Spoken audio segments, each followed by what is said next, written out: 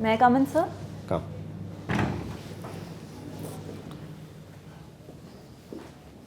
Good afternoon, sir. Good afternoon. Sir. Have a seat, Anjali. Thank you, sir. Anjali is from Chandigarh, Yes, sir. born in Chandigarh but Yes. residing in Panchkula now. Yes, sir. Anjali has done her MBBS and has taken optional as medical science. You have remained head girl Yes. in your school days, Yes, sir. and you are fond of Bhangra and badminton. Yes, sir. Okay, so Anjali, seeing the COVID-19 situation for the last about 2 years or so, what are the health reforms that you would like to recommend if you were posted as health secretary?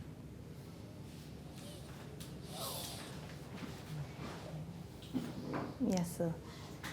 So, as a health secretary, I would like to take various reforms in the health sector and after the COVID especially. So, first is that I would like to focus more on prevention part so that there is a lesser burden on the cure part.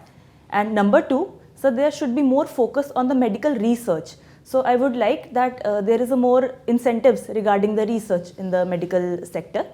And number three, sir, after the COVID, I think there should be more realization of the one world, one health approach, where there is an integration of the human health, animal health, as well as the environment. So that should be included in the curriculum.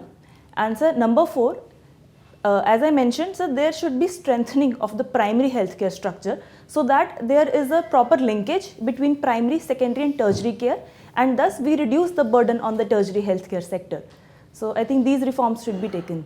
During COVID-19, do you think there was a necessity for people to be shifted to the hospital because suddenly there was a surge and the beds were not available, oxygen was not available? But some people say that probably things could have been better handled at home rather than shifting to the hospital. What is your view about it? Yes, sir. Sir, I also feel that because prevention is the first and foremost part in COVID also. So there must have been more steps in the contact tracing, testing and the home isolation so that there could have been lesser burden on the hospitals. But because at that time, because there is no proper cure of COVID and people are apprehensive if it can deteriorate immediately. So because of that, there was burden on the hospitals. But definitely it was need of that time also, but we could have strengthened more the preventive part and the testing and tracing part.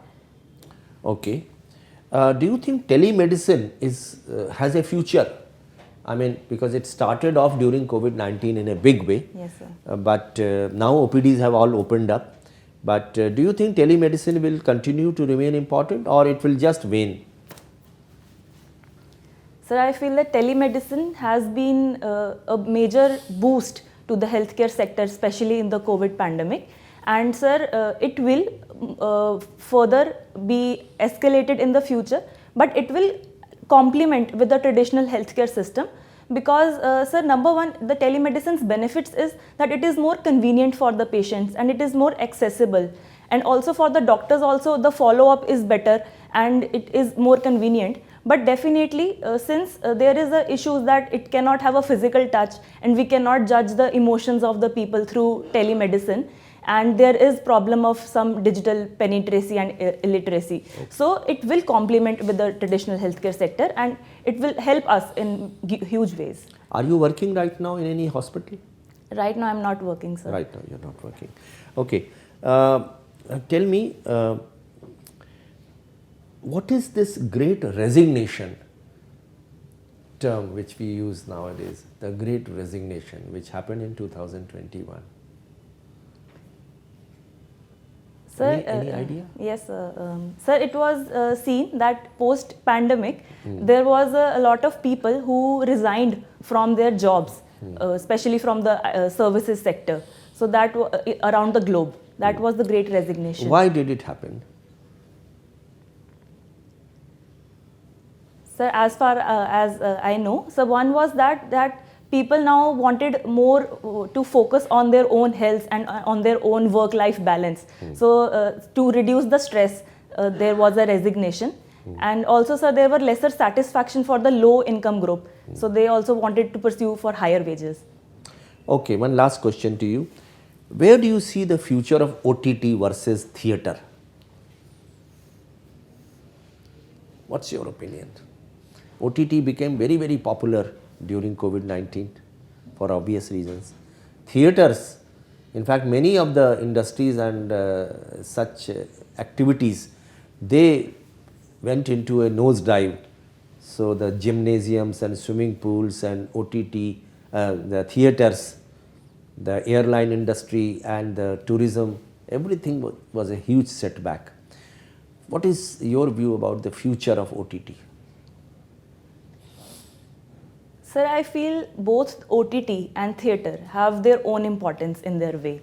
And because after the pandemic and during the COVID, it was the time that we have to use OTT and it was more convenient and it is available at our homes. But I also feel that being a theatre experience is a different experience and we enjoy more there, going out there, and it is more of a refreshing place. So I feel both will complement in the future as well, sir. Okay, eating popcorns and with the enjoying with the family, and that is a different experience altogether. Thank you. Anjali, you have left service now. How long back did you leave it? Sir, I completed my internship in 2020 and then, sir, I gave my attempt, and during the second wave of COVID, I worked 2 months in the Safdarjung hospital. Okay. From where you graduated? Eh? Yes, sir. Okay. There is a huge shortage of doctors in our country, and I do not know why you have chosen to be a civil servant. Yes, sir. Government must have given so much of subsidy on your education. Now everything will go waste, your knowledge will go waste. Sir, it is true that there is doctors shortage, but I feel, sir, civil services also need more bureaucrats, and definitely a doctor can be a very good resource for the civil service, as we have seen in the recent COVID pandemic, how Dr. Rajendra Bharud was such an inspirational example. And also, sir, my motivation to pursue civil services was because of the various incidents which I faced during my clinical postings and the internships, where I felt that as a civil servant, I can have a larger impact on the people and I can have a platform where I can make some decisions. And sir, regarding the knowledge part, sir, I feel that knowledge never goes waste, and I can apply my knowledge, my medical knowledge, in the administration also, and I will make sure that the society is not losing a doctor but will gain a bureaucrat. And authority also, you will gain authority. Sir, decision-making power is necessary if you want to make a larger impact, I feel, and if I use it in a constructive way, I will definitely have a good impact. Okay. There is a lot of corruption in hospital administration. You must have experienced it, you know, how tenders, the lowest tenders are approved. Yes, sir. There is a mafia working in the drug supply side. Huh? So supposing you are made the Secretary of Health, what steps will you take, especially in drug matters or in procurement of equipment, medical equipment? Yes, sir. There are malpractices which are going on in this sector. So, sir, as a health secretary, I would like to focus first on the transparency part, where regarding the medical equipments, there shall be a transparent floating of the tenders which are available to the public. And number two, sir, there should be a proper budget allocation which should also be made transparent to the people. And sir, regarding the drugs part, sir, I feel that number one, are the NMC guidelines where doctors have to prescribe only the generic drugs. And number two, sir, I feel that the code of marketing practices, which is voluntary now, that should be made compulsory so that pharmaceutical industries are following that code. And also, sir, there needs to be proper pharmacovigilance. I feel that we can involve some technology where we are analyzing the patterns if some nexus is going on, and then we should tackle it. Okay. Yes, sir. Tuberculosis, it is reported, is staging a comeback now to India due to drug resistance. You know? So what steps the government should be taking? So to tackle the problem of resistance in the tuberculosis, sir, first step that has been taken is that instead of now the alternate doses, now the continuous doses has been started for the tuberculosis, and also there is fixed dose combination, which means that if multiple drugs are taken together, then it decreases the chance of resistance. And also, sir, we are getting some new drugs like bedaquiline has been given, which is reported that it will decrease the resistance in future. And also we need to monitor properly that all people with TB are taking drugs properly and on time, so that we do not have the resistant cases. Okay. Yes, sir. One last question. Your number 2 preference of service is income tax. Yes, sir. Why not IFS? You are so much suited for IFS. Sir, Indian Foreign Service is the valuable source of our nation and is definitely important for the foreign relations. But sir, I personally feel that I identify with the issues here, and within the medical sector I have realized various issues which I can relate. Okay. And yes, sir, so There I was chose a suggestion made by a member of parliament that income tax, personal income tax should be abolished. It should be restricted only to corporate sector, because personal income tax contributes only 20% of the total revenue collection, and the establishment that is deployed for collection of income tax, personal income tax, is very large. So we should reduce the staff. Is it a suggestion worthwhile considering? Sir, I feel as India works on the model of progressive taxation, so personal tax is contributing to the revenues of the government, but definitely we can have some more compliant measures so that more people are brought into the category of income tax and they feel free to give that. And also awareness should be given to the people so that they voluntarily pay the income tax. Thank you.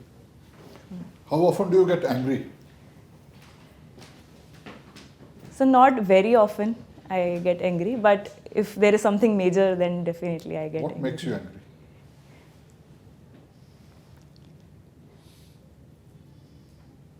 Sir, if there is something major discrimination is happening somewhere, if there is a women discrimination somewhere happening, I get enraged on those incidents. You were head girl. Yes, sir. Did you ever get angry as a head girl?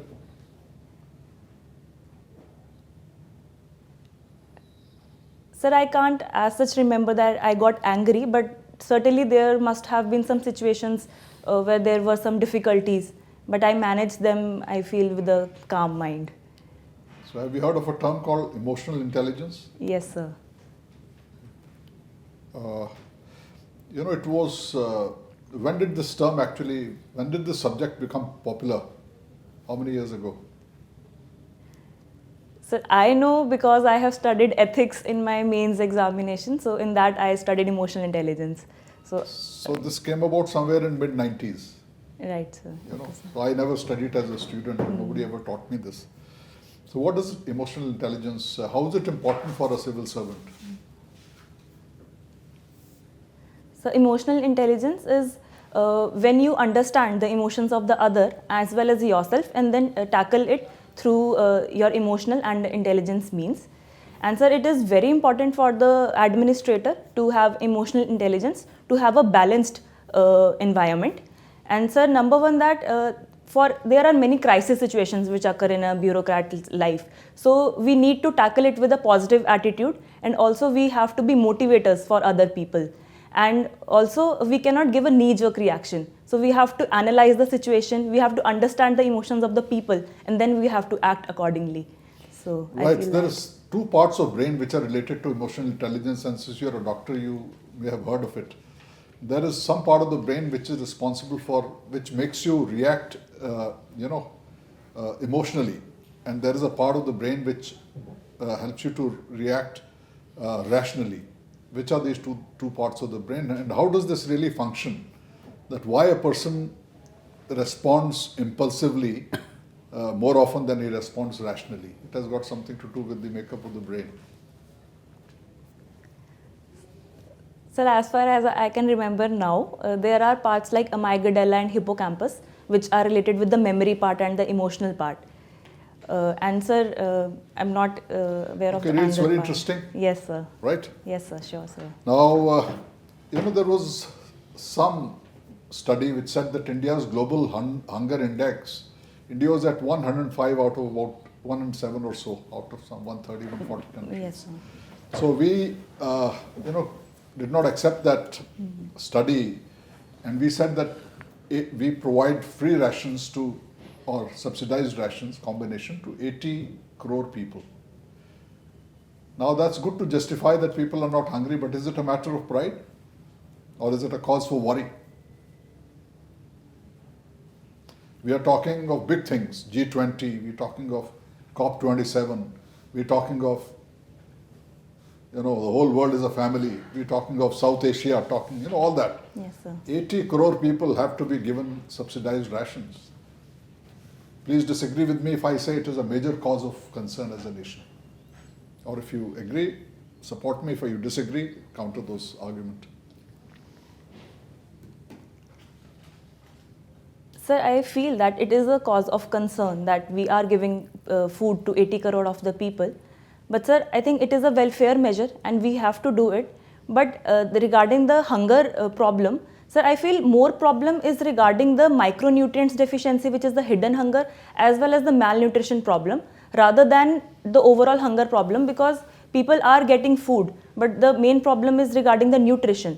So for that, India has now given the program of fortified food, where fortified rice is being distributed by the public distribution system and the midday meals.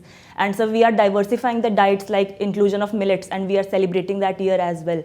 So it will definitely be better in the future, and we will tackle the problems of malnutrition, hidden hunger in the future. So once you become a bureaucrat and you're a doctor, please remember, if you teach a man to catch a fish, if you give man a fish today, he'll be hungry tomorrow. If you teach him how to catch a fish, he'll never go hungry. Yes, So sir. this 80 crore, you can keep giving them ration.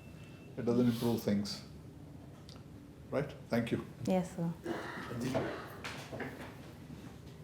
Serotonin versus dopamine. And there is a term called dopamine addiction. Social media addiction is in that category. How to wean away people from this dopamine addiction?